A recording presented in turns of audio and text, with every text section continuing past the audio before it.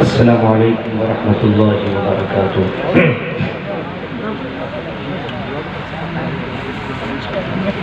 الحمد للہ نحمده ونستعینه ونستغفره ونعوذ باللہ من شرور انفسنا ومن سیئات اعمالنا، من يهده الله فلا مضل له ومن يضلله فلا هادي له، واشهد ان لا اله الا الله وحده لا شريك له، واشهد ان محمدا عبده ورسوله، اما بعد فان خير الحديث كتاب الله، وخير الهدي هدي محمد صلى الله عليه وسلم، وشر الأمور محدثاتها وكل محدثة بدعة وكل بدعة ضلالة وكل ضلالة في النار۔ أعوذ بالله من الشيطان الرجيم، بسم الله الرحمن الرحيم، وسارعوا إلى مغفرة من ربكم وجنة عرضها السماوات والأرض أعدت للمتقين الذين ينفقون في السراء والضراء والكاظمين الغيظ والعافين عن الناس والله يحب المحسنين۔ عن ابي هريره رضي الله تعالى عنه قال قال رسول الله صلى الله عليه وسلم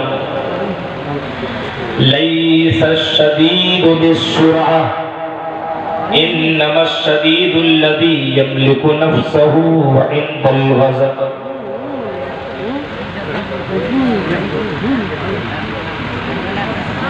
رواه البخاری۔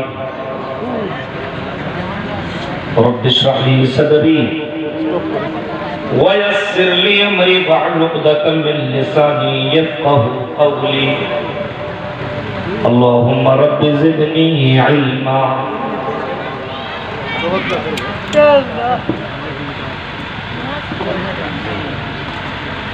آمین۔ قابل احترام صدر محترم، ناظم جلسہ، اسٹیج پر بیٹھے ہوئے انتہائی معزز علماء کرام، ادماء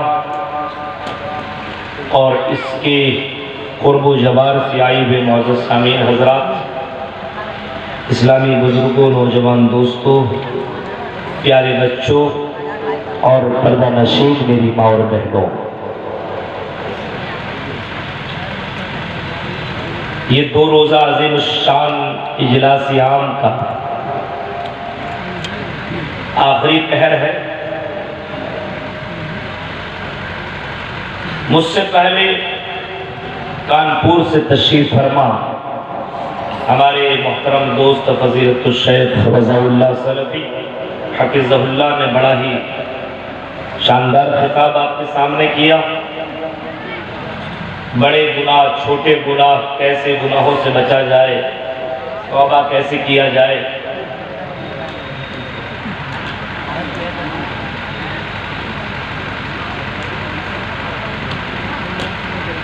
ہم قرآن کریم سے 2 آیت کریمہ آپ کے سامنے ہم نے تلاوت کی،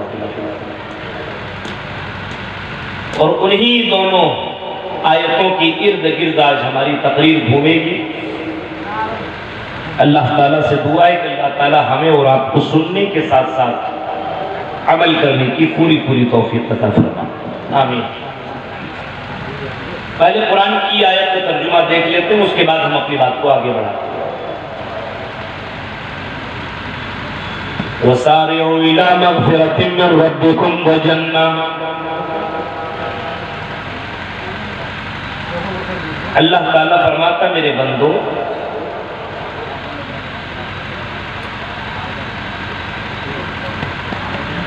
ہم تمہیں ایک بات بتاتے ہیں، ہم تمہیں ایک بات کی طرف رہنمائی کر رہے ہیں۔ تم دنیا کے معاملے میں کمپٹیشن کرتے ہو،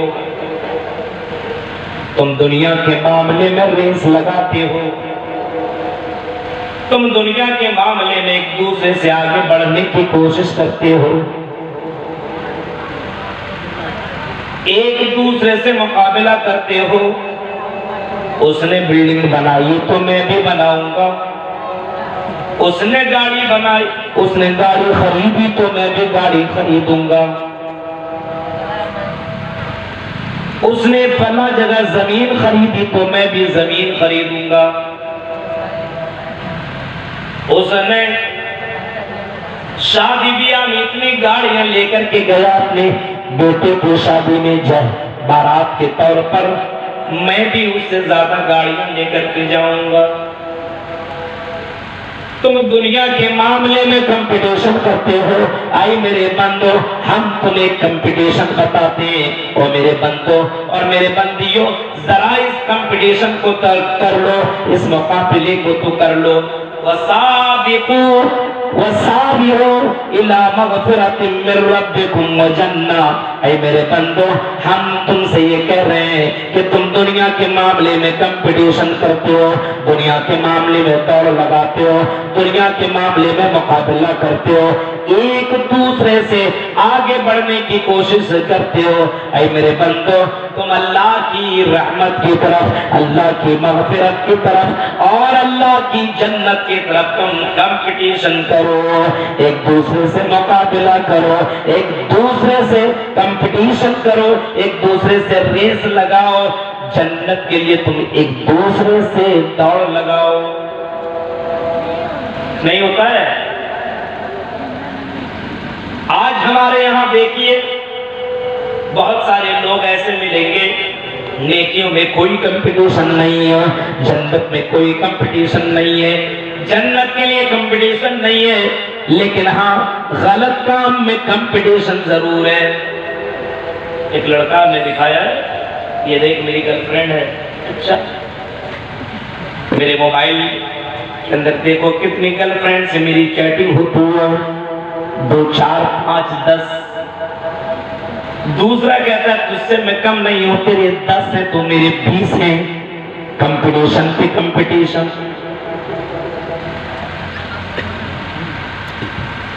اگر کسی نے جہیز کے طور پر 2-4 لاکھ روپے لیے تو اس کا بھی کوئی باپ نکلا، اس نے 10 لاکھ لے لیا۔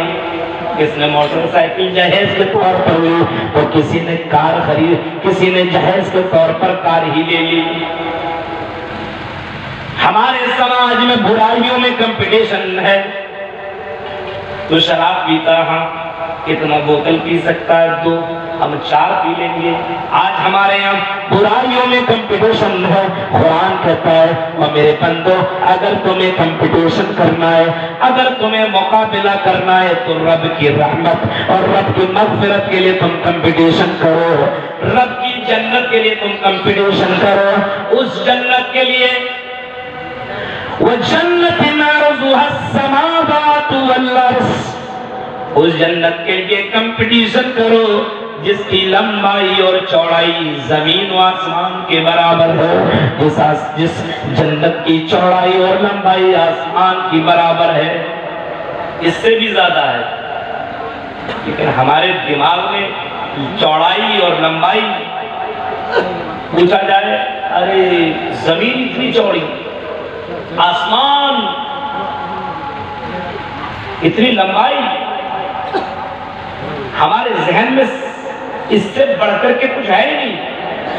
ہماری اس کھوپڑی میں اس دماغ میں بیٹھانے کے لیے اللہ تعالیٰ نے اس آسمان و زمین کی چوڑائی کو بیان کیا ہے، حالانکہ جنت کی چوڑائی سے بھی زیادہ ہے۔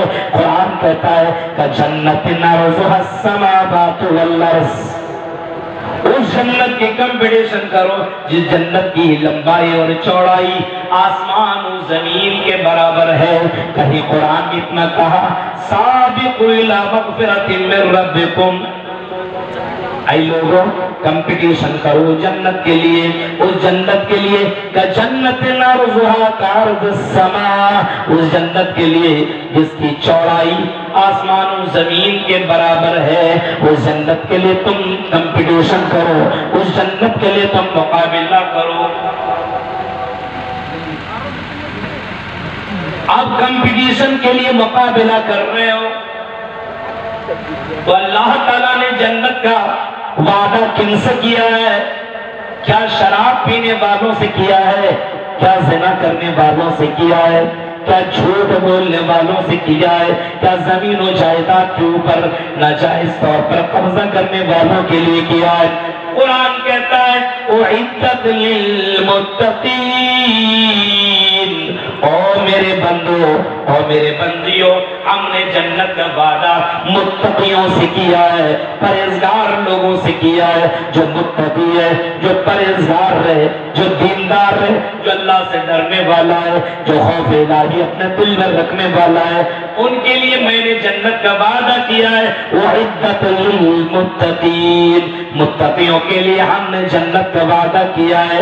جو گھر کے اندر بھی ڈرتا ہو، جو اللہ تعالیٰ کا خوف اپنے گھر کے اندر بھی رکھتا ہو، مسجدوں کے اندر بھی رکھتا ہو، مدرسوں کے اندر رکھتا ہو، جلسہ جلوس کے اندر بھی ڈر رکھتا ہو، اور اپنے نظروں کی حفاظت کرتا ہو، اور اپنے آپ کو اس حال میں رکھتا ہو کہ اللہ تبارک و تعالیٰ کی اس سی سی ٹی وی کیمرے کے ضمن میں ہوں، اگر کوئی حرکت کروں تو میرا ریکارڈ اور میری حرکت کو اللہ تعالیٰ ریکارڈ کر لے گا، اور کل قیامت کے دن میری حرکتوں کو دکھا دے گا۔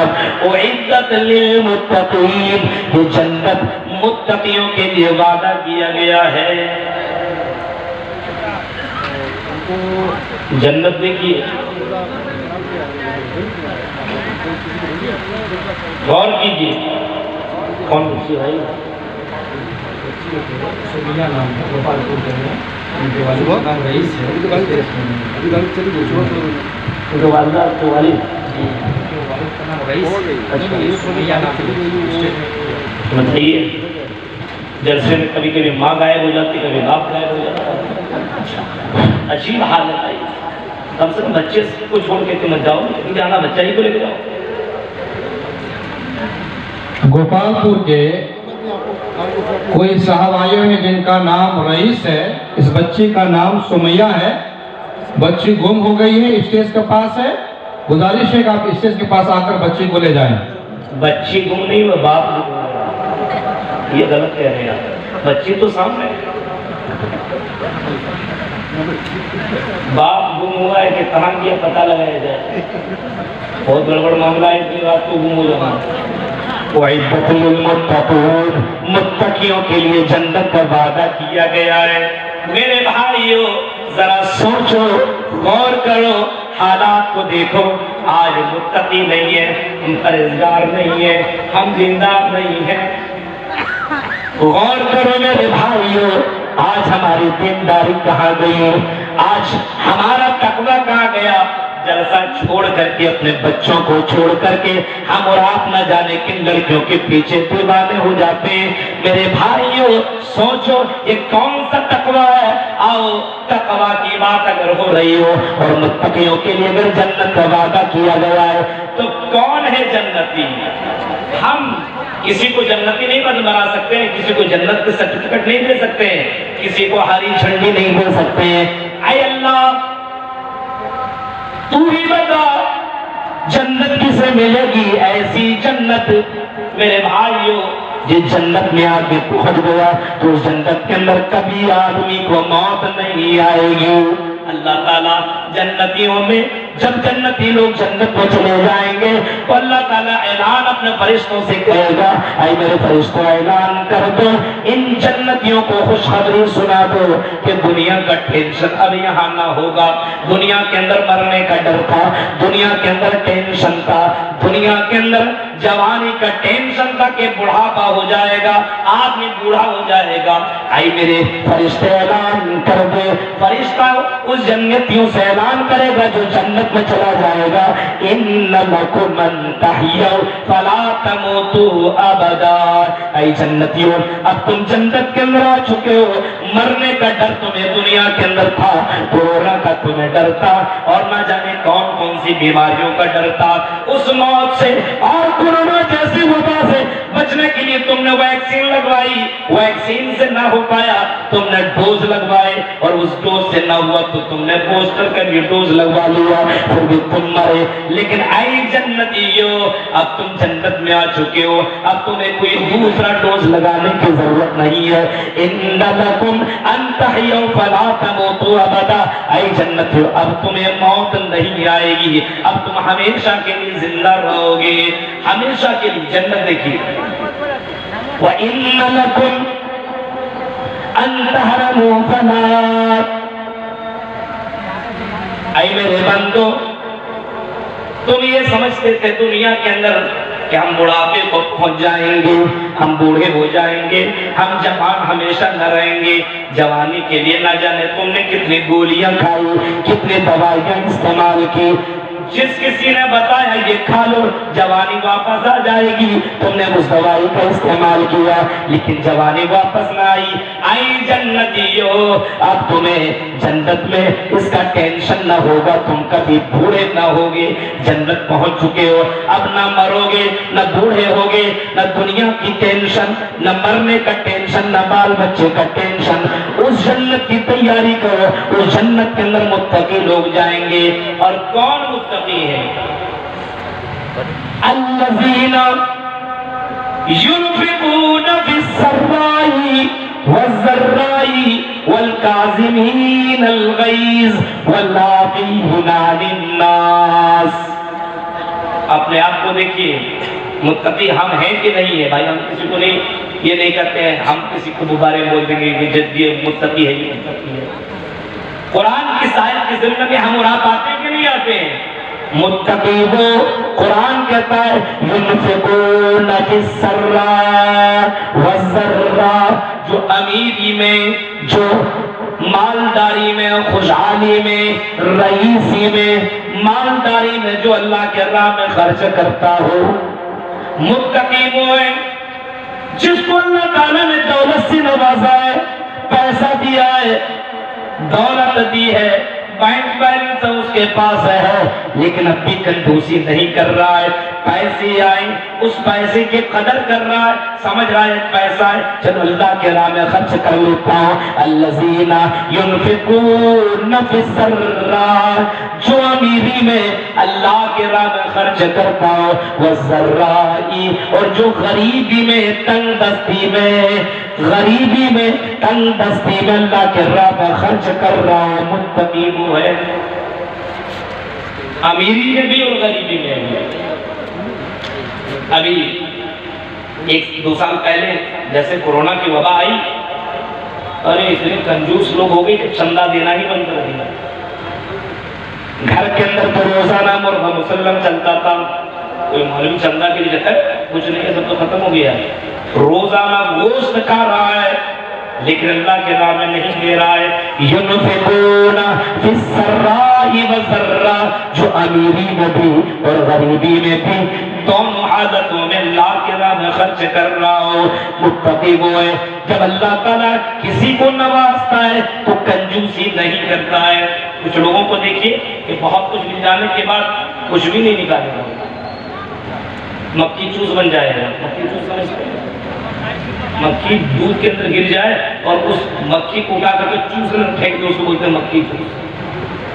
کچھ لوگ امیر ہو کر کے بھی مکھی چوس، غریب آدمی تو مدرسہ حیاء السنہ کے نام پر 5-5 10-10 ہزار دے دیتا ہے۔ لاکھوں کروڑوں کی بزنس کرنے والا 500 दे करके चला जाता है। ये महा कंजूस नहीं तो फिर और क्या है? अल्लज़ीना युनफिकून फिस्सर्रा वज़र्रा, मुत्तकी वो हैं, परहेज़गार वो हैं, जन्नती वो हैं जो अपने मालों को अल्लाह के राह में, अमीरी में, गरीबी में, दोनों हालतों में खर्च करते हैं। अमीरी में भी खर्च कर रहे हैं। और अल्लाह के नबी सल्लल्लाहु अलैहि वसल्लम ने कभी ही फरमाया था, ओ लोगों, अमीरी को गनीमत जानो, बुढ़ा अमीरी को गरीबत जानो। गरीबी आने से पहले आज तुम अमीर हो, आज तेरे पास बैंक बैलेंस है, आज तेरे पास पैसे, खर्च कर लो। ऐसा नहीं है कि आज अमीर हो, एंजॉय कर लो, मस्तियां कर लो, शादियों में 10-10 लाख खर्च कर लो, लेकिन अल्लाह के राह में देने की बात आई तो तेरी जेब से 10-20 रुपया देने में नानी याद आ जाए। आज अमीर हो तो खर्च कर लो, क्योंकि ये अमीरी, ये गनीमत है। कभी कभी अल्लाह ताला अमीर बना करके आजमाता है, कभी कभी अल्लाह ताला दौलतमंद बना करके आजमाता है। आज अमीर हो, खाना काबा की ज़ियारत कर लो, हज कर लो, उम्रा कर लो। मेरे भाइयों, इससे पहले कि तुम कंगाल बन जाओ, इससे पहले कि तुम फकीर बन जाओ, इससे पहले कि तुम्हारे हाथ में पैसे ही ना हो, इससे पहले कि तुम मर जाओ, कि तुम अल्लाह के राह में खर्च कर लो। अमीरी में अल्लाह के राह में खर्च कर लो। बहुत से लोग हैं अमीर हैं लेकिन अल्लाह के राह में देते नहीं है, अमीरी में नहीं देते। ऐसे ऐसे अमीर गुजरे, कायनात ने ऐसे लोगों को भी देखा है, ऐसे ऐसे अमीर और ऐसे ऐसे सखे दुनिया के अंदर गुजरे कि कोई आदमी अगर उसके पास गया और अपनी हाजतें रखी तो अमीर ऐसा और सखी ऐसा कि सामने वाले की हाजत को पूरी कर दिया, अपने आप के अंदर कुछ भी न रखा, सब कुछ दे दिया। कुछ लोग ऐसे भी निकले हैं। मेरे भाइयों, अल्लाह के राह में अमीर हो तब भी खर्च करो, गरीब हो तब भी खर्च करो। आज अमीर हो, आज तुम अल्लाह के राह में खर्च कर सकते हो, लेकिन कल गरीब बन जाओगे, कल कंगाल हो जाओगे, तेरे पास पैसे ही ना होंगे तो हाथ मलता रह जाएगा, अफसोस करता रह जाएगा।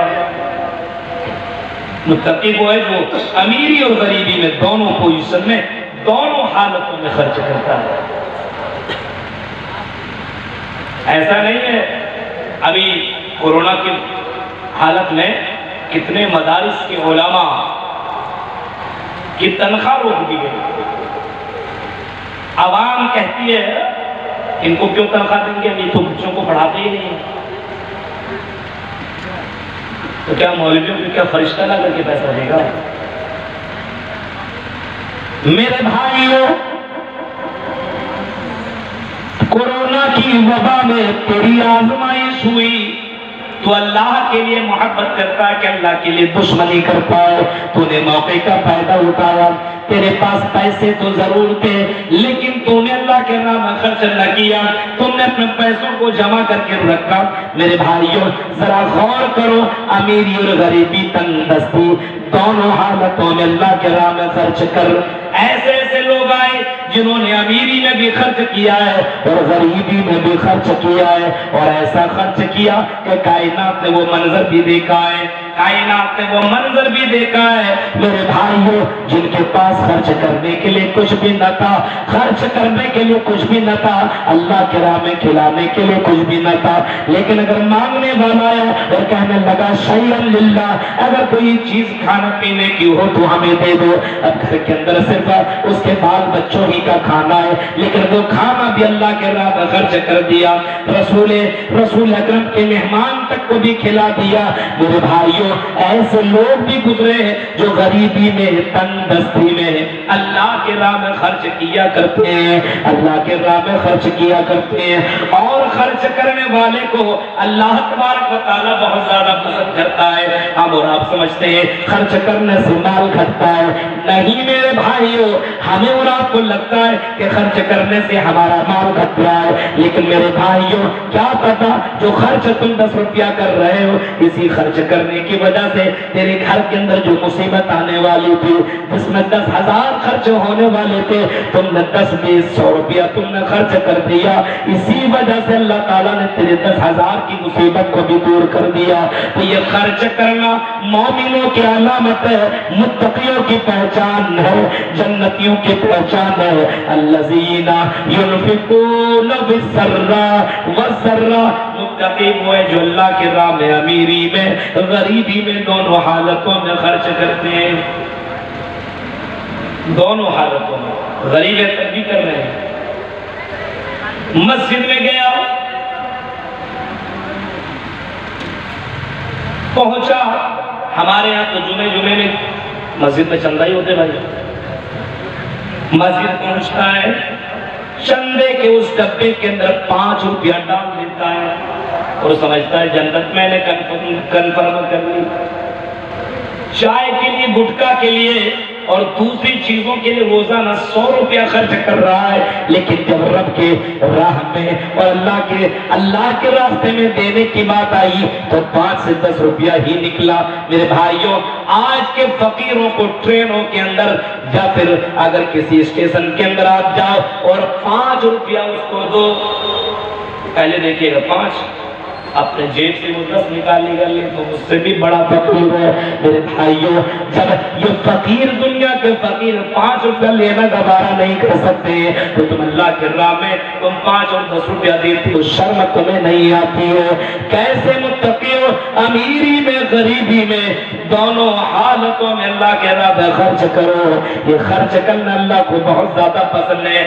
اور اے قدمہ کے لوگوں اور چینلوں کی ذریعے سے میری بات سننے والوں سنو، آج مال خرچ کر لو، کیونکہ موت کے سمے انسان جس بات کا افسوس کرے گا، جس بات کے بارے میں فکر مند رہے گا، وہ اپنے مال کو خرچ کرنے کے بارے میں سوچے گا، اور لاسٹ میں فرشتہ سے کہے گا فَيَقُولُ يَا رَبِّ، فَيَقُولُ، وہ مرتے سمے انسان چیخ کر کے کہے گا اے اللہ مجھے تھوڑی سی مہلت دے دے، لولا اخرتنی الی اجل قریب فاصدق واکن من الصالحین، کاش کہ مجھے تھوڑی مہلت مل جاتی تو میں اپنے مال کو اللہ کے راہ میں خرچ کر لیا ہوتا۔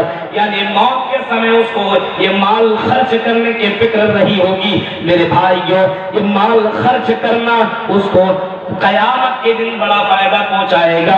مال کا خرچ کرنا کل قیامت کے دن جب اللہ کی سایہ کے علاوہ، عرش کا سایہ کے علاوہ کوئی سایہ نہ ہوگا، تو اس وقت اللہ تبارک و تعالیٰ ایسے لوگوں کو سائے کے نیچے جگہ دے گا جو اپنے مال کو خرچ کرتا ہو لیکن دوسرے ہاتھ کو پتہ نہ چلتا ہو۔ میرے بھائیوں فَيَقُولُ رَبِّ لَوْلَا أَخَّرْتَنِي إِلَىٰ أَجَلٍ قَرِيبٍ فَأَصَّدَّقَ وَأَكُن مِّنَ الصَّالِحِينَ، 1-2 دن مجھے مہلت دے دے، میں بینک سے پیسہ نکال لوں اور میں مدرسے میں دے دیتا ہوں، میں مسجدوں میں دے دیتا ہوں، یتیموں کے اوپر خرچ کر دیتا ہوں، غریبوں کے اوپر خرچ کر دیتا ہوں۔ لیکن موت آ جانے کے بعد، موت کا فرشتہ آ جانے کے بعد، اے مسلمانوں 1 منٹ کا تمہیں موقع نہ ملے گا، 1 منٹ کا تمہیں چانس نہ ملے گا۔ اسی وجہ سے میرے بھائیوں اپنے مالوں کو اپنے زندگی میں تم اللہ کے راہ میں خرچ کر لو۔ یہ ہے متقیوں کی پہچان۔ 2 بات ہو گئی، امیری میں اور غریبی میں، دونوں حالتوں میں ہمیں اور آپ کو خرچ کرنا ہے، دونوں حالتوں۔ غریب ہے تو کیا ہوا میرے بھائیوں، اللہ تعالیٰ دل کو دیکھتا ہے، آپ کے پاس 100 ہی روپیہ ہے اور آپ نے 10 روپیہ دے دیا، اللہ دیکھ رہا ہے بندے کی پوری پراپرٹی یہی ہے، یہی کی پوری پونجی ہے۔ 100 روپیہ میں 10 روپیہ دے دیا، بہت دیا۔ جس کے پاس لاکھ روپیہ ہو اگر وہ 100 روپیہ دیتا تو کیا کر رہا ہے؟ آپ غریب ہے تو کیا ہوا میرے بھائی، اللہ تعالیٰ تیرے دل کو دیکھتا ہے۔ ان اللہ لا ينظر الى صورکم واجسامکم، اللہ تیری صورتوں کو نہیں دیکھتا، تیرے بلڈنگوں کو نہیں دیکھتا، تیرے بینک بیلنس کو نہیں دیکھتا، ولا ينظر الى قلوبكم واعمالكم. اللہ تیرے اعمال کو دیکھتا ہے, اللہ تیرے دل کو دیکھتا ہے. اس بندے کے دل کے اندر محبت اللہ کے لیے 100 ہی روپیہ لے کر کیا جاتا, جلسے کے اندر 500 روپیہ لے کر کیا جاتا, لیکن 500 روپیہ اس نے اللہ کے راہ میں دے دیا. تیرے دل کو اللہ دیکھتا ہے. میرے بھائیوں غور کرو, اللہ تبارک و تعالیٰ تیرے دلوں کو دیکھتا ہے, اور ایسے لوگوں کو اللہ تعالیٰ نے متقی قرار دیا ہے جو اللہ کی ڈر کی اور اللہ کے خوف کی وجہ سے اپنے من کو دیا. اب آگے دیکھیے 4 باتیں اس آیت کے اندر, 4 ہی باتیں آج بولوں گا بس. وَالْكَاظِمِينَ الْغَيْظَ. متقی کون؟ اے قدمہ کے لوگوں سنو, جنتی کون؟ ہم نہیں. بہت سے کٹھ ملا دنیا میں پیدا ہوئے, کسی کو جنتی قرار دیتا ہے. انت فی الجنہ, انت فی الجنہ, انت فی الجنہ. آپ نے سنا نا ایک بہت بڑا بابا پیر نے جس کو چاہتا تھا جنت کے سرٹیفکیٹ دیتا تھا, انت فی الجنہ, انت فی الجنہ, انت فی الجنہ. غصے میں ایک دن آ کر کے کہہ دیا کسی سے, ہو گیا ہوگا اس کو مرغا مسلم نہیں کھلایا ہوگا, بول دیا انت فی النار, تو جہنم کے اندر چلا جائے گا, تو جہنمی ہے. میرے بھائیوں ایسے ایسے لوگ دنیا کے اندر آئے ہیں جو جنت اور جہنم کے سرٹیفکیٹ دنیا کے اندر دیا کرتے ہیں. میرے بھائیوں والکاظمین الغیظ, جو غصہ کو پی جایا کرتے ہیں, غصہ کے اوپر کنٹرول کر لیا کرتے ہیں, وہ جنتی ہے. غصہ کے اوپر کنٹرول کرنا سب کی بس کی بات نہیں, غصے کے اوپر کنٹرول کرنا. آج کل تو مسلمانوں کو دیکھتا ہوں گوشت کھا کر کے گوشت کھو گئے, گوشت ختم ہے. اب اتنا غصہ آتا ہے, کبھی اپنے بیوی کو مارا, کبھی اپنے ماں باپ کے اوپر ہاتھ اٹھایا, کبھی اپنے بہنوں کے اوپر ہاتھ اٹھایا, کبھی اپنے سماج کے بزرگوں کو برا بھلا کہہ دیا. غصے کے اوپر کنٹرول نہیں ہے. غصہ اتنا کہ اپنے بیوی کو طلاق طلاق طلاق دے دیا, اور مولانا کو 12 بجے رات فون کر کے پریشان کر رہا ہے. 12 بجے مولوی صاحب ایسا ہو گیا, میرے غصے میں طلاق طلاق طلاق. اب ہم رات بھر تم کو فتوا دیتے چلے آئے. اتنا غصہ. والکاظمین الغیظ, اتنا غصہ نہ کر. ہم نے کسی کو دے دی جو بڑا غصہ کرتا, کسی کو اٹھا کر کے پٹک دیتا ہے, اس کو ہم نے اور آپ کو بہادر قرار دیا ہے, اس کو ہم نے اور آپ کو پہلوان قرار دیا ہے, اس کو ہم نے اور آپ کو جری قرار دیا, بہادر قرار دیا. محمد رسول اللہ کے ڈکشنری میں, محمد رسول اللہ کے فرمان میں وہ بہادر بہادری نہیں ہے جو کسی کو پٹک دے, کسی کو تماچا لگا دے, کسی کے اوپر گولی چلا دے, کسی کے اوپر بندوق پھینک دے, کسی کے اوپر گولی مار دے. وہ بہادر بہادر ہی نہیں ہے. امام کائنات نے اس کو بہادر قرار دیا ہے. لیس الشدید بالسرعہ انما الشدید الذی یملک نفسہ عند الغضب. امام کائنات کی نظر میں بہادر وہ ہے, پہلوان وہ ہے, طاقتور وہ ہے جو غصے کی حالت میں اپنے غصے کے اوپر کنٹرول کرنے والا ہو, اپنے غصے کے اوپر قابو کرنے والا ہو, غصے کی حالت میں اپنے غصے کو پی جانے والا ہو. فرمایا امام کائنات کہ سب سے بڑا بہادر تو وہ ہے جو غصے کی حالت میں اپنے زبان کے اوپر کنٹرول کرے, اپنے ہاتھ کے اوپر کنٹرول کرے. اور اللہ کی نظر میں وہی متقی ہے جو غصے کی حالت میں اپنے غصہ کو پی جایا کرتا ہو.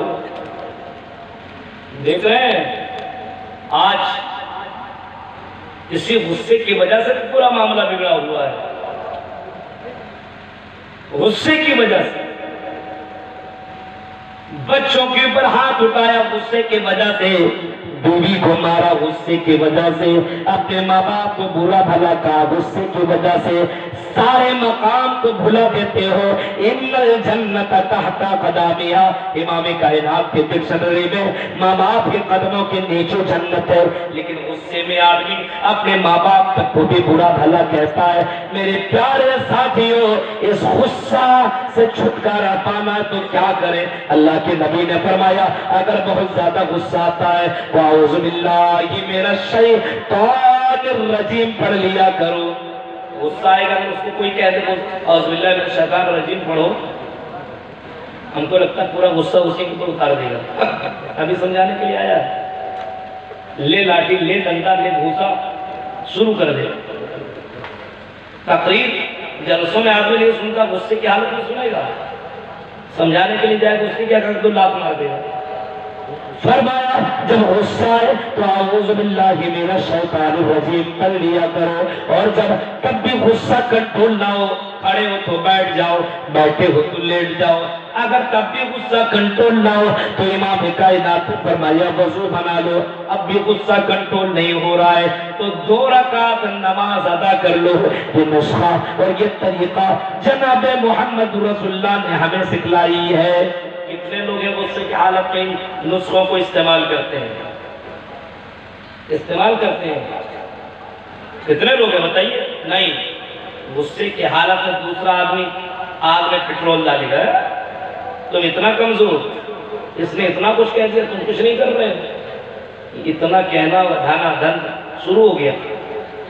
کوئی سمجھانے جائے گا، تقریر کرے گا، نصیحت کرے گا، کیا عزم اللہ پڑھ لے. آج سماج کو لڑانے کا کام کیا جاتا ہے، ایک دوسرے کو مار لڑانے کا کام کیا جا رہا ہے. نہیں میرے بھائیوں، وہ اچھا نہیں ہے جو دوسروں کو لڑاتا ہو، بلکہ وہ اچھا ہے جو دوسروں کو ملانے والا ہو. گرچہ ایک دوسرے کو ملانے کے لیے تمہیں جھوٹ کا سہارا لینا پڑ جائے، جھوٹ ہی بولنا پڑ جائے، لیکن اپنے مسلمان بھائیوں کو ملا دو، اپنے مسلمان بھائیوں کا دل ملا دو، آپس میں دونوں کو سلام کرا دو، غصہ کو ختم کروا دو. لیس الکذاب الذی یصلح بین الناس، وہ جھوٹ نہیں ہے جو لوگوں کو ملانے کے لیے بولا جاتا ہو، لوگوں کو آپس میں محبت کرانے کے لیے بولا جاتا ہو، لوگوں کو آپس میں سلام کرام کرانے کے لیے بولا جاتا ہو، وہ جھوٹ ہی نہیں ہے. آج میرے بھائیوں ذرا غور کرو، اپنے سماج کے لوگوں کو دیکھو، غصے کی حالت میں لوگ نہ جانے کتنے قدم ایسے اٹھا لیا کرتے ہیں کہ ہم سسرال نہیں جائیں گے، ہم اپنے ماں باپ کے پاس نہیں جائیں گے، میرے ماں باپ نے مجھے ستایا، میرے ماں باپ نے مجھے پریشان کیا، میرے چچا نے مجھے دکھ دیا ہے، میرے رشتہ دار والوں نے میری زمین کے اوپر ناجائز طور پر قبضہ کیا ہے. میرے بھائیوں، غصے کے اوپر کنٹرول کرو. اللہ کے نبی صلی اللہ علیہ وسلم نے غصے کے اوپر بھی کنٹرول کیا ہے، اور نبی اکرم صلی اللہ علیہ وسلم نے اتنا زیادہ غصے کے اوپر کنٹرول کر لیا کرتے تھے. آپ نے کبھی وہ منظر بھی سنا ہوگا، اے میرے بھائیوں، جب ایک دیہاتی آدمی امام کائنات کے دربار میں آیا، نبی اکرم صلی اللہ علیہ وسلم مجلس میں بیٹھے ہوئے، سب کے بیچ میں ایسا نہیں تھا کہ اللہ کے نبی کرسی کے اندر براجمان ہے اور سارے لوگ زمین کے اوپر بیٹھے ہوئے ہیں، ایسا نہیں، سب لوگ زمین کے اوپر، تو محمد رسول اللہ بھی زمین کے اوپر بیٹھے ہوئے ہیں. اس دیہاتی آدمی نے کہا من منکم محمد، تم میں سے محمد کون ہے؟ من منکم محمد، تم میں سے محمد کون ہے؟ اب اتنے لوگوں میں ہمارے مفتی عبدالعزیز حقانی صاحب کو کوئی آگے حقانی کون آگے نہیں کر دے گا؟ ارے کم سے کم عزت کر، اچھے سے بول. سامنے سے کوئی ایسے بولے گا تو بتائیے اس کو آپ ماریے گا نہیں. اب نبی جیسی ہستی کو وہ چیخ کر کے کہتا کون محمد ہے، بتاؤ کون محمد؟ صحابی نے کہا وہ دیکھیے ہمارے رسول محمد رسول اللہ صلی اللہ علیہ وسلم ہے. یہ آدمی گیا، جانے کے بعد نبی اکرم صلی اللہ علیہ وسلم سے کچھ بات نہ کی، آپ کی گریبان کو پکڑا، چادر کو پکڑا اور چادر کو مروڑنے لگا، کھینچنے لگا. نبی اکرم نے اس کو دیکھا، مسکرانے لگے. آپ نے غصہ نہ کیا، کیا بات ہے؟ اس نے کہا تم محمد ہو؟ کہا. کیا تم محمد رسول اللہ ہو؟ کہا نہیں مانوں گا. کھینچ کر کے گریبان پکڑ کر کے کہتا ہے ہم تمہاری بات کو نہیں مانیں گے جب تک کہ تم قسم کھا کر کے نہ کہو گے اللہ کی قسم کہو، اللہ کی قسم میں محمد رسول اللہ ہوں. کھینچ کر کے کہہ رہا ہے. ہم اور آپ کو یہ آدمی آ کر کے ہم یہیں کو گریبان پکڑ کر گئے تم ہی مولانا ابوالکلام دھڑا، بعد میں ہم تم کو بتائیں گے ہم کون ہیں. گریبان پکڑنے کی ضرورت طریقے سے नबी अकरम गुस्से को पी जाने वाले थे और आपने गुस्से के ऊपर कंट्रोल किया और मुस्कुरा करके कहा, अल्लाह की कसम है मोहम्मद रसूलुल्लाह, उस नबी उस अल्लाह का आखिर रसूल और आखिर बंदा हो, आखिर रसूल और आखिर पैगंबर हो, आखिर ऋषि मुनि हो, बताओ क्या शिकवा शिकायत है। उसने कहा मुझे चंद सवालात करने हैं। कहा पूछो कौन से सवालात हैं। उसने कहा क्या इस्लाम लाने के बाद क्या मुसलमानों के ऊपर 5 वक्त की नमाजें फर्ज है। अल्लाह के नबी ने कहा हाँ फर्ज है। उसने फिर गिरेबान खींचा, कहा कि मोहम्मद मैं ऐसी तुम्हारी बात नहीं मानूंगा, जब तक कि तुम अल्लाह की कसम खा करके न कह दो तब तक मैं तुम्हारी बात को नहीं मानने वाला हूँ। नबी ने मुस्कुराया और मुस्कुरा करके जवाब दिया, अल्लाह की कसम हमारे अल्लाह की कसम अल्लाह का रसूल हो और मुसलमानों के ऊपर अल्लाह ताला ने 5 वक्त की नमाजें फर्ज की है। फिर खींच करके कहता क्या मुसलमानों के लिए रमजान के रोजे रखना फर्ज है। आपने मुस्कुरा के जवाब दिया, हर सवाल का जवाब आपने मुस्कुरा करके दिया। गिरबान अभी तक उसने छोड़ा ही नहीं था, लेकिन जब उसने देखा कि मोहम्मद रसूलुल्लाह सारे सवालों का जवाब मुस्कुरा करके दे रहे हैं और गुस्सा को पी जा रहे हैं, मेरे भाइयों चीख करके कहता है अशहदु अल्ला इलाहा इल्लल्लाह व अशहदु अन्ना मुहम्मदुर रसूलुल्लाह। मैं इस बात की गवाही देता हूँ कि आप वाकई अल्लाह के रसूल और उसके बंदे हैं और आखिरी ऋषि मुनि है, आखिरी पैगंबर है और मोहम्मद सल्लल्लाहु अलैहि वसल्लम आप ही हैं। आपने कहा इस बात की गवाही तुम क्यों कर दे रहे हो, तुमने तो अभी मेरा गिरबान पकड़ा था, तुमको तो यकीन नहीं आ रहा था, कसम हर बात पे तुम खिलाए जा रहे थे। उसने कहा कहीं मोहम्मद सल्लल्लाहु अलैहि वसल्लम मैंने अपनी किताब में मैंने पढ़ा है जो आखिरी रसूल होंगे वो गुस्सा को पी जाने वाले होंगे। मैंने आपको इतना गुस्सा दिलाया लेकिन आपने गुस्सा न किया, आपने गुस्से को पर कंट्रोल कर गया। आए अल्लाह के नबी, आए मोहम्मद सल्लल्लाहु अलैहि वसल्लम, मैं इस बात का इकरार करता हूँ कि वाकई आप अल्लाह के आखिरी रसूल है, आखिरी पैगंबर है, आखिरी ऋषि मुनि है। तो मोहम्मद रसूलुल्लाह भी गुस्सा को पी जाने वाले थे और गुस्सा के ऊपर कंट्रोल कर जाने वाले थे। मुत्तकी वो है जो गुस्सा को पी जाया करता है, गुस्सा को पी जाया करता, कंट्रोल कर लेता है गुस्से के ऊपर। इन बात हुई वलाफीना अन्नास। मुत्तकी वो है जो लोगों की गलतियों को क्षमा कर दे, लोगों की गलतियों को माफ कर दे। मुत्तकी वो है जो अपने भाइयों को माफ कर दे, अपने रिश्तेदार की गलतियों को माफ कर दे, अपने समाज के लड़कियों को और लड़कों की गलतियों को माफ कर दे, माफ कर दे। हम आप माफ करते हैं, दुश्मने ऐसे पालते अच्छा माफ करेंगे हम, तुम्हें बताएं। अल्लाह भी माफ करने वाला है और अल्लाह अगर माफ न करता तो कदमा के लोगों बताओ हम और आप जिंदा होते, शराब हम पिए, जमीन के अंदर हम घूमे, जुआ हम खेलें और जमीन के अंदर एंजॉय भी करें, जिना हम करें, जलसों के अंदर आकर के लड़कियों को भगा करके न जाने उनके साथ नाजायज संबंध हम करें और जलसों के बाद आकर के सोचें हम जलसा सुन करके आ रहे हैं, फिर भी हम जिंदा है। अल्लाह हमें माफ कर रहा है, ढूंढ दे रहा है, छोड़ रहा है। अल्लाह माफ करने वाला है। अल्लाह तबारक व तआला बंदों को माफ करते रहता है। हम गुनाह पे गुनाह कर रहे हैं और अल्लाह ताला माफ करता जा रहा है। शराब पीने के बाद भी अल्लाह ने माफ कर दिया, जुआ खेलने के बाद भी अल्लाह ने माफ कर दिया, जिना करने के बाद भी अल्लाह ने माफ कर दिया। मेरी बहनों, तुम हिजाब के नाम पे, हिजाब तुम्हारे लिए तो पर्दा तुम्हारे लिए जरूरी है। कुरान तो तुम्हारे मामले में यही कहता है वनिसाइल मोमिनीना युदनीना अलैहिन्ना मिन जलाबिबिहिन्ना। जब तुम रास्ते में चला करो तो अपने ऊपर चादरें चढ़ा लो, अपने ऊपर तुम हिजाब डाल लो, अपने ऊपर तुम निकाब डाल लो। लेकिन तुमने नाफरमानी की है और तुम इतने टाइट कपड़े पहन करके चल रही हो, इतने स्टाइलिश कपड़े तुम पहन करके चल रही हो कि जवान तो छोड़ो, बूढ़ों की नजर भी तेरे ऊपर पड़ जाया करती है। हाय रे मुसलमान, इतने गुनाह करने के बाद भी अल्लाह ताला ने तुम्हें भी माफ कर दिया है और हम और आप जिंदा हैं। कोरोना की वबा में हम बच गए, अल्हम्दुलिल्लाह वला फीना लिन्नास, अल्लाह भी माफ करने वाला है। आई मुसलमानों, मुत्तकी अगर तुम बनना चाहते हो तो अपने अंदर तीसरी चौथी खूबी ये पैदा कर लो कि अपने आप के अंदर ये माफ करने वाली सलाहियत पैदा कर लो, तुम भी माफ करो।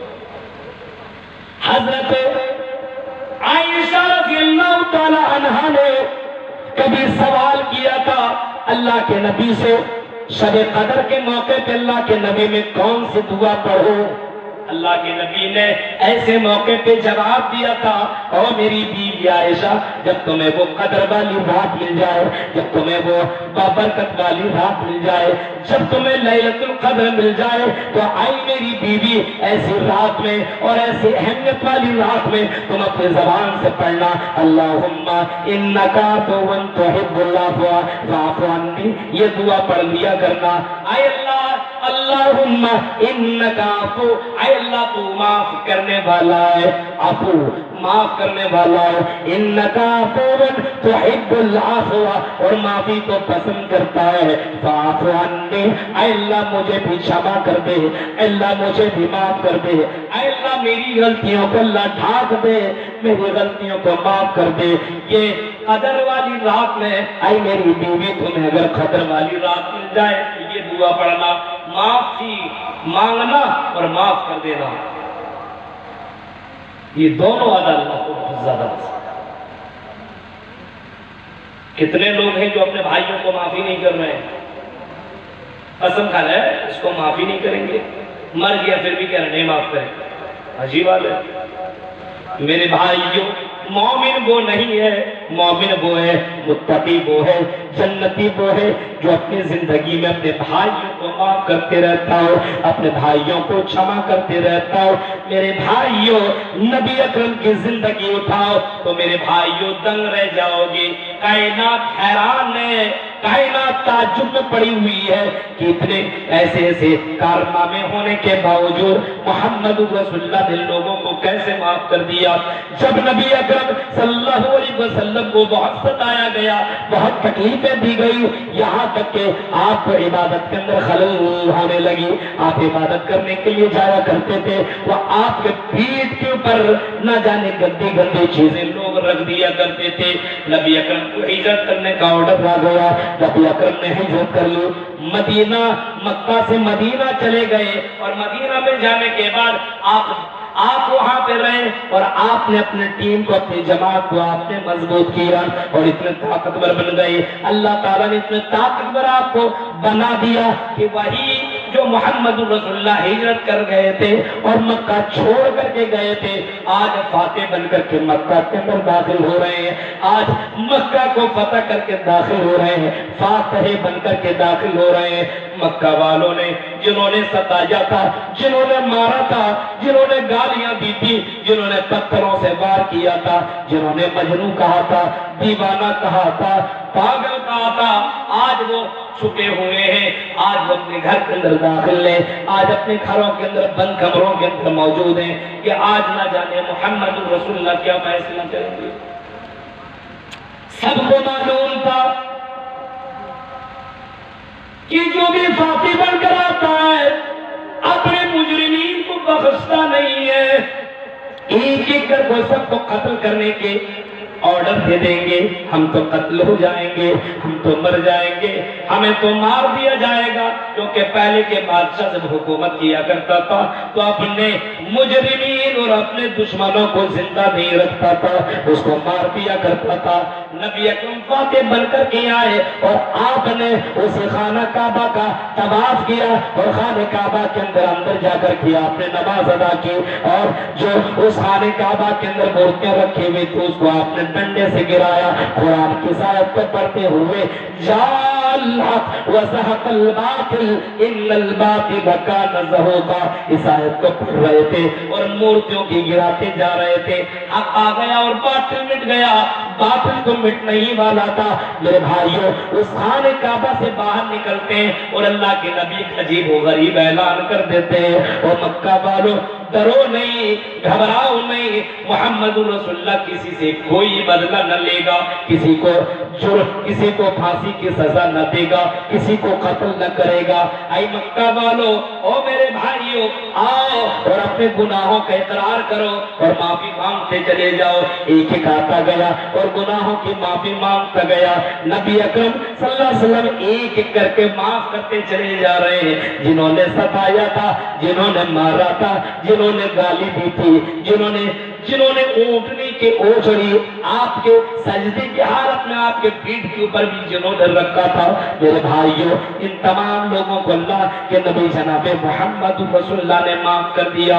ایک آدمی آیا اور کھڑے ہو کر کے کہا کہ اللہ کے نبی، میں حمار ابن اسود ہوں اور میرا جرم یہ ہے، میری غلطی یہ ہے کہ میں نے آپ کے اوپر تیر چلایا تھا، لیکن تیر آپ کے اوپر نہ لگ کر کے آپ کی بیٹی کے اوپر لگ گیا۔ وہ تیر جیسے ہی لگا، آپ کی بیٹی دنیا سے چلی گئی، انتقال کر گئی۔ میرے بھائیوں، ہر کسی کو اپنے بیٹیوں سے اور بیٹوں سے بڑی محبت ہوتی ہے۔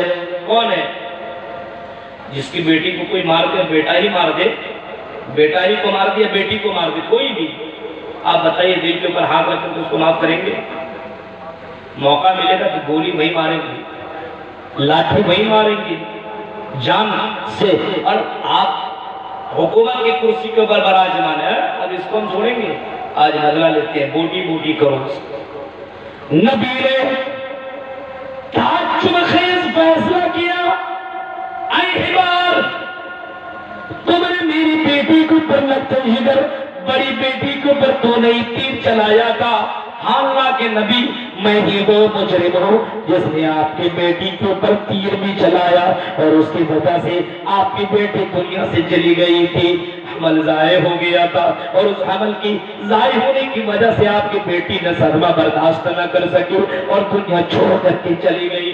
نبی کی آنکھوں میں آنسو آ گئے، لیکن اللہ کے نبی صلی اللہ علیہ وسلم نے فرمایا، اے حمار ابن اسود، میں نے معافی کا اعلان کر دیا ہے، آج میں کچھ زیادہ نہ کہوں گا، وہی کہوں گا جو حضرت یوسف نے کبھی کہا تھا، لا تثریب علیکم اليوم یغفر اللہ لکم، آج تمہیں معاف کر دیا جاتا ہے، آج کے دن کوئی کسی سے بدلہ نہیں لے گا، آج تمہیں بھی معاف کر دیا جاتا ہے۔ اے حمار ابن اسود، جا میں نے تم کو بھی معاف کر دیا۔ میرے بھائیوں، ذرا غور کرو، اتنا زبردست معاملہ ہونے کے باوجود محمد رسول اللہ نے اس مجرم کو بھی معاف کر دیا۔ وَلَعَفِينَ عَنِ النَّاسِ، لوگوں کی خطاؤں کو معاف کرنے والا ہو۔ آج ہم اور آپ لوگوں کی غلطیوں کو، لوگوں کی خطاؤں کو معاف نہیں کرتے ہیں۔ اپنے چچاؤں سے دشمنی کرنے والوں، اپنے سماج کے لوگوں سے بات نہ کرنے والوں، اپنے بہنوں سے رشتہ توڑنے والوں، ذرا محمد رسول اللہ کے واقعات کے پر نظر دوڑا لو۔ میرے بھائیوں، ایک منظر وہ بھی کائنات کے لوگوں نے دیکھا، سمامہ بن اسال کا بخاری کے اندر پورا واقعہ موجود ہے۔ سمامہ بن اسال بڑا ہی ڈینجر قسم کا گورنر تھا، اپنے علاقے کا بڑا ہی زبردست گورنر تھا، بڑا ہی ڈینجر قسم کا گورنر تھا۔ اس نے یہ فیصلہ کر لیا تھا کہ محمد ابن عبداللہ کو میں قتل کر دوں گا، اور محمد رسول اللہ کو قتل کرنے کے لیے اس سمامہ بن اسال نے بہت زیادہ کوششیں کی، نبی تک تو پہنچ نہ پائے، کئی مرتبہ پہنچے لیکن قتل کے اندر وہ کامیاب نہ ہوئے، لیکن پھر بھی محمد رسول اللہ کے ساتھیوں کو قتل کر ڈالا، بہت سے ساتھیوں کی گردنوں کو مار ڈالا، قتل کر دیا، کئی ساتھیوں کو اس نے زندہ قتل کر دیا۔ میرے بھائیوں، نبی اکرم صلی اللہ علیہ وسلم کے ساتھیوں نے جب اس کو پکڑ کر کے مدینہ کے کھمبے سے باندھ دیا، نبی اکرم نے فجر کی نماز پڑھائی، اور جیسے آپ پلٹے، آپ کی نظر کھمبے کے اوپر پڑی، آپ فوراً اٹھ گئے اور اس کھمبے کے پاس پہنچے اور آپ نے غور و فکر کیا کون آدمی ہے؟ لوگوں نے کہا کہ اللہ کے نبی ہمیں تو معلوم نہیں ہے، رات کی تاریکی میں مدینہ کی گلیوں سے گزر رہا تھا، ہمیں ایسا لگا کہ کوئی گنہگار ہے، ہم نے پکڑ لیا کہ کہیں مدینہ کے اندر حملہ نہ کر دے۔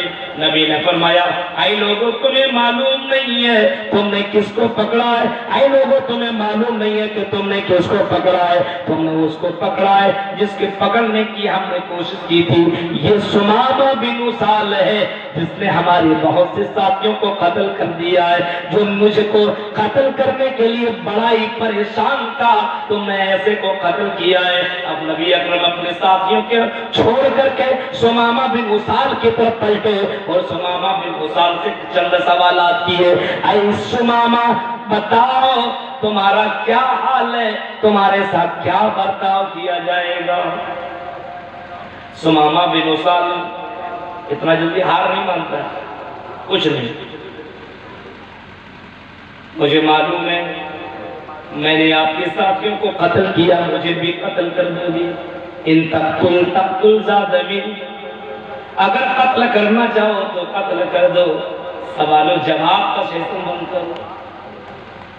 وَإِن كُنْتَ تُرِيدُ الْمَالِ، اے محمد اگر تمہیں مال چاہیے تو بولو کتنا مال چاہیے، میں تمہیں اتنا مال دے دوں، اور اگر محمد مجھے چھوڑنا چاہو، میرے اوپر احسان کرنا چاہو تو احسان کا بدلہ احسان ہے، آپ کو کوئی زبردستی میں نہیں کر رہا ہوں، آپ کا پیر نہیں پکڑ رہا ہوں، آپ کو میں نے 3 آپشن دے دیا ہے، قتل کرنا چاہو تو قتل کر دو، معاف کرنا چاہو تو معاف کر دو، مال لے کر کے چھوڑنا چاہو تو چھوڑ دو۔ نبی اکرم صلی اللہ علیہ وسلم نے تو اس کا جواب نہیں دیا، لیکن آپ نے پوچھا ہے سمامہ بن اسال رات بھر تم اسی کے اندر بدھے رہے، کہا کھایا کہ نہیں، کہا کہ نہیں، بھوک لگی ہے، بولا ہاں، دیکھیے مجرم ہے منہ کھول، ہاں بھوک لگی۔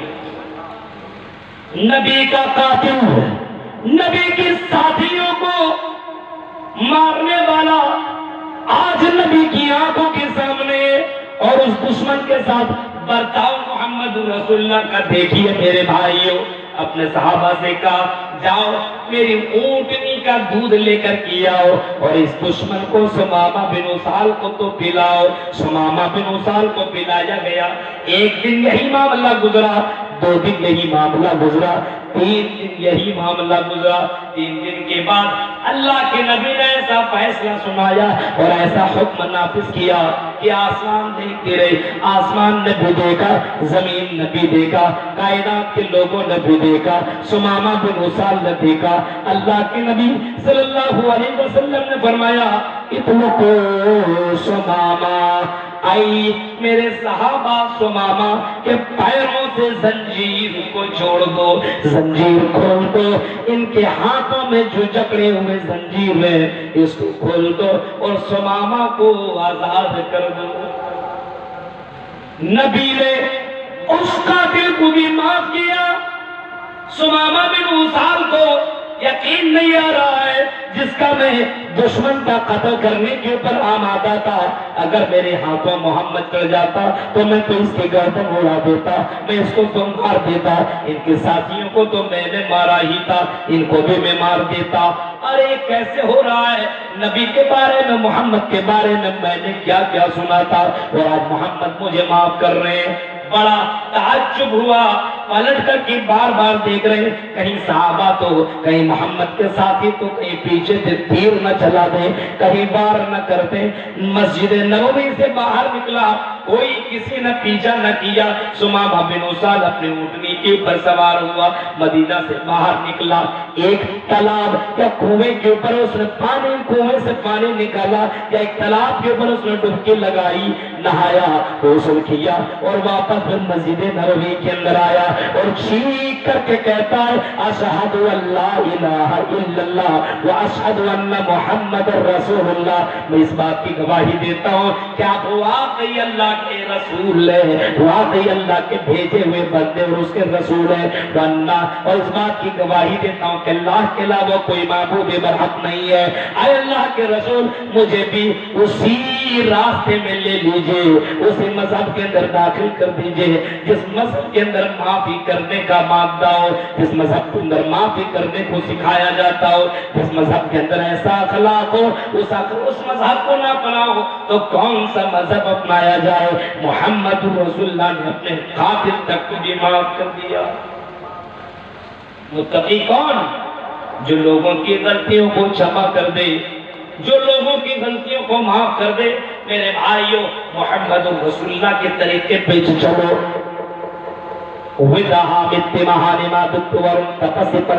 یعنی آیا اگر کسی کو جنت میں جانا ہے تو محمد رسول اللہ کی پیروی کر لو، محمد رسول اللہ کے نقش قدم پہ چل لو۔ وہ بڑا مہان تھا، بڑا مہان پروش تھا، اور اس سے بڑھ کر کے مہان کون ہو سکتا ہے جو اپنے دشمن کو، اپنے قاتل کو معاف کر دیتا ہو؟ مہان ما دکھتے ورن تپس پرستات یعنی آیا اگر تمہیں جنت میں جانا ہو، اگر تمہیں متقی بننا ہو تو محمد رسول اللہ کی پیروی کر لو۔ نبی نے اپنے دشمن تک کو بھی معاف کر دیا، اپنے قاتل تک کو بھی معاف کر دیا۔ اے دشمنی مولنے والوں، اپنے پڑوسیوں کا دل دکھانے والوں، اپنے چچاؤں سے دل دکھانے والوں، اپنے رشتہ داروں سے بات نہ کرنے والوں، توبہ کرو، معافی مانگو اور اپنے بھائیوں کے پاس جا کر کے معافی مانگ لو۔ زندگی کی کوئی گارنٹی نہیں ہے۔ ایک مقدمہ نبی اکرم صلی اللہ علیہ وسلم کی عدالت میں لے کر کے حضرت بلال رضی اللہ تعالیٰ عنہ لے کر کے آئے۔ ایک مقدمہ کہ اللہ کے نبی بولو بلال کیا بات ہے؟ نبی نے فرمایا اے بلال بتاؤ کیا معاملہ ہے؟ تم بڑے دکھی لگ رہے ہو، تم بڑے پریشان ہو۔ اے بلال کیا بولنا چاہتے بولو۔ حضرت بلال نے کہا اللہ کے نبی صلی اللہ علیہ وسلم کیسے کہوں، میرا دل تو دھڑک رہا ہے، مجھے بڑی زیادہ تکلیف پہنچی ہے۔ اللہ کے نبی نے فرمایا بلال بتاؤ کیوں تکلیف تمہیں پہنچی ہے، کیا ہوا بلال؟ حضرت بلال کہتے ہیں اللہ کے نبی ابو ذر غفاری کو جانتے ہیں؟ کہا کہ ہاں جانتا ہوں۔ ابو ذر غفاری نے اللہ کے نبی مجھے کالے کے تانا دیے کہ تو کالا تیری ماں کالی، کالا کہا ہے؟ اللہ کے نبی کیا کالا ہونا غلط ہے؟ میں کالا ہوں تو کیا ہوا، اللہ سے تو کم سے کم ڈرنے والا ہوں۔ ابو ذر غفاری نے مجھے کالا کلوٹا کہا ہے، اگر مجھے کہتا تو چلو میں معاف کر دیتا، لیکن اللہ کے نبی میری ماں کو بھی اس نے کالی کہا ہے اور کالی کی اولاد کہہ دیا ہے۔ آج ہم اور آپ دیکھتے ہیں کہ کوئی کالا ہے بول دیتے ہیں، کوئی غریب ہے تو غریبی کے تانا دے رہے ہیں، کوئی لڑکی سندر نہیں خوبصورت نہیں کالی ہے تھوڑی زیادہ موٹی ہے اس کو اسی کا تانا دیا جا رہا ہے۔ قرآن کی آیت کو ہم نے اور آپ نے بلا دیا ہے وَلَا تَنَابَزُوا بِالْأَلْقَابِ، تم کسی کو برے القاب سے نہ پکارو۔ لیکن ہم اور آپ اپنے آپ کو تو مسلمان بھی سمجھتے ہیں اور اپنے بھائیوں کو کوئی اگر ایک پیر سے لگڑا ہے تو اس کو لگڑا کہہ کے پکار رہے ہیں، نام نہیں لے رہے، ایک پیر ان کا کٹا ہوا ہے تو ان کو لگڑا کہہ رہے ہیں۔ میرے بھائیوں کوئی کالا ہے تو اس کو کلوا کہہ رہے ہیں۔ عجیب و غریب مسئلہ ہے، کبھی کسی نے اسی چوری کر لی تو اس کو چوروا کہہ رہے ہیں۔ ہے افسوس وَلَا تَنَابَزُوا بِالْأَلْقَابِ، قرآن کہتا کسی کو برے القاب سے نہ پکارو۔ نبی نے یہ سنا، ابو ذر غفاری نے یہ کہا ہے تمہیں کالا کلوٹا؟ ہاں اللہ کے نبی ابو ذر غفاری نے مجھے کالا کہا ہے، کلوٹا کہا ہے، اور میری ماں کو بھی اس نے کالا کلوٹا کہا ہے۔ آپ کو معلوم ہے حضرت بلال کے بارے میں، حضرت بلال بہت زیادہ کالے تھے لیکن اللہ کے نبی نے اسی بلال کو جنت کے اندر چلتے ہوئے پایا تھا، جب آپ نے جنت کی سیر کی تھی، جب آپ نے جنت کو دیکھا تھا تو آپ کی آگے جوتوں کی آواز چلنے کی آئی۔ حضرت بلال سے، حضرت جبرائیل سے آپ نے پوچھا تھا، اے جبرائیل میرے آگے آگے چلنے کی جو جوتوں کی آواز آ رہی ہے یہ کون میرے آگے آگے چل رہا ہے؟ حضرت جبرائیل نے کہا تھا یہ تیری امتی ہے، تیرے صحابہ ہیں، یہ بلال ہیں، ابھی دنیا میں ہے لیکن جنت اس کے لیے میں کروں گا۔ اے بلال تمہیں حضرت ابو ذر غفاری نے ایسا کہا ہے۔ ہاں اللہ کے نبی آپ نے ابو ذر غفاری کو بلایا، اے ابو ذر غفاری تم نے اسلام لایا ہے، تم نے محمد کا کلمہ بھی پڑھا ہے، تم مجھے محمد رسول اللہ بھی مانتے ہو، تم اسلام کو ایکسپٹ بھی کر رہے ہو۔ اسلام کے اندر کوئی کالا بورا کوئی معنی نہیں رکھتا ہے، کوئی امیر ہے کوئی غریب ہے، کوئی جھونپڑی میں سوتا ہے کوئی بلڈنگ کے اندر